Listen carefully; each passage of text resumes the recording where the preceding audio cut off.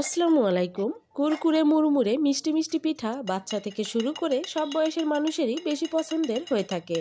তাই আজ আর নরম কোনো পিঠা না, আজ তৈরি করব ভীষণ মজার নারকেল দিয়ে মুচমুচে পুলি পিঠা। তাহলে চলুন কথা না বাড়িয়ে আমরা পিঠার রেসিপিটি শুরু করে দেই। আমি পিঠাটি তৈরি করার জন্য এখানে নিয়ে নিব 1 কাপ চাউলের গুঁড়া এবং তার সঙ্গে দিয়ে দিব 1/3 কাপ ময়দা অথবা আটা। আমি এখানে আটা দিয়ে নিয়েছি। এখন দিয়ে নিব হাফ চামচের কম লবণ, দিয়ে সবগুলো উপকরণ হ্যান্ড উইচের সাহায্যে ভালোভাবে মিশিয়ে নিব। এখন চুলায় প্যান বসিয়ে এখানে দিয়ে দিব 1 কাপ পানি এবং আরও 1/4 কাপ পানি। পানিটা দিয়ে এর ভিতর দিয়ে দিব 2 চামচ পরিমাণ রান্নার তেল। তেলটা দিয়ে যখন দেখব পানিটা এভাবে ফুটে এসেছে, ঠিক এ পর্যায়ে আমরা যে মিশ্রণ করে রেখেছিলাম আটা এবং চাউলের গুঁড়ার, সেই মিশ্রণটা দিয়ে দিব। দিয়ে এমন চিকন নাকড়ির সাহায্যে খুব ভালোভাবে নেড়ে মিশিয়ে নিব। এ পর্যায়ে আমি চুলাটা অফ করে দিয়েছি।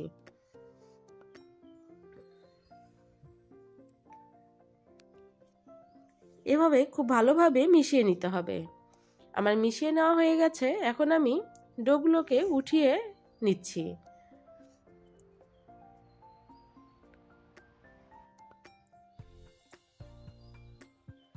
ডোটাকে ঠান্ডা হওয়ার জন্য রেখে দিব কিছু সময়।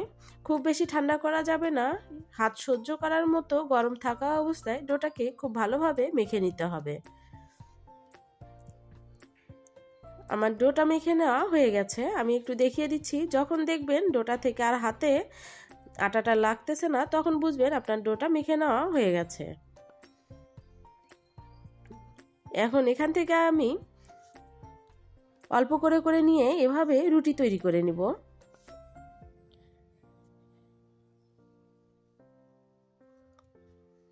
রুটিটা খুব বেশি মোটাও হবে না, আবার পাতলাও হবে না। আমি একটু দেখিয়ে দিচ্ছি আপনাদেরকে রুটির থিকনেসটা ঠিক কেমন হবে। এখন আমি একটি কাপের সাথে আটা লাগিয়ে নিচ্ছি। লাগিয়ে নিয়ে তারপরে এভাবে ছোট ছোট করে কেটে নিব পিঠার শেপগুলো দিয়ে নেওয়ার জন্য। যে কোনো কাপ অথবা কোনো বয়ামের ঢাকনার সাহায্যেও রুটিগুলোকে কেটে নিতে পারেন। আমি এভাবেই রুটি তৈরি করে পিঠার শেপের জন্য সবগুলো তৈরি করে নিব। তৈরি করে রেখে দিয়ে এদিকে আমরা নারকেলের পুরটা রেডি করব। নারকেলের পুরের জন্য আমি এখানে নিয়ে নিলাম 1 কাপ পরিমাণ ফ্রেশ নারকেল কোড়া এবং তার সঙ্গে দিয়ে দিব 1/4 কাপ খেজুরের গুড়। আমি গুড়টাকে জাল করে নিয়েছিলাম, সেই গুড়টা এখানে দিয়ে দিলাম। গুড়টা দিয়ে কিছু সময় জাল করার পর দেখবেন নারকেল থেকে পানি ছেড়ে দিছে। এই পানিটা শুকিয়ে যাওয়া পর্যন্ত নেড়ে চেড়ে জাল করে নিতে হবে। আমার পানিটা শুকিয়ে গেছে, আমার নারকেলের পুরটা রেডি। এখন আমি নারকেলের পুরটা ঠান্ডা হওয়ার পর পিঠাগুলোকে তৈরি করে নিব। আমরা যে রুটিটা কেটে রেখেছিলাম তার ভিতর দিয়ে এভাবে হাত দিয়ে চতুর্পাশে চেপে চেপে নিচ্ছি, যেন পুরটা বেরিয়ে না আসে। এবার কাঁটা চামচের সাহায্যে আমি ডিজাইনটা দিয়ে নিব। কাঁটা চামচের সাথে একটু তেল মেখে নিলে ডিজাইনটা আরো ইজি করে দিতে পারবেন। আমি সেম পদ্ধতিতেই সবগুলো পিঠা তৈরি করে নিব। আপনাদের বোঝার সুবিধার জন্য আমি আরও একটা পিঠা তৈরি করে দেখিয়ে দিচ্ছি। আমার কাছে এই ডিজাইনটা খুব বেশি সহজ মনে হয়, তাই আমি সবসময় এই ডিজাইনটাই দিয়ে থাকি। আপনারা আপনাদের ইচ্ছামতো ডিজাইনগুলো দিয়ে নিতে পারেন। আমি এভাবেই সবগুলো পিঠা তৈরি করে নিয়েছি। এখন আমি চুলায় প্যান বসিয়ে তেলটাকে পর্যাপ্ত গরম করে নিব। খুব বেশি গরম করে নেওয়া যাবে না, খুব বেশি গরম করলে পিঠাগুলো কিন্তু পারফেক্টভাবে ভাজা হবে না। তাই অল্প গরম থাকা অবস্থায় পিঠাগুলোকে দিয়ে নেবেন।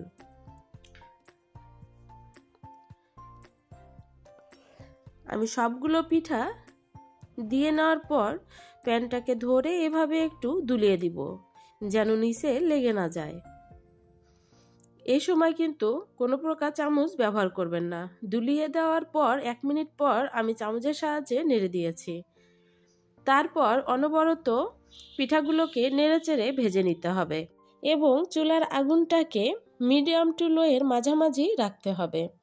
হাই হিটে পিঠাগুলোকে ভাজতে যাবেন না, তাহলে কিন্তু মুচমুচে হবে না। তাই মিডিয়াম টু লো এর মাঝামাঝি রেখে পিঠাগুলোকে অনবরত নেড়েচেড়ে পিঠাগুলো ভেজে নিব। যখন পিঠার কালারটা ঠিক এমন হয়ে আসবে তখন বুঝবেন আপনার পিঠাগুলো হয়ে গেছে।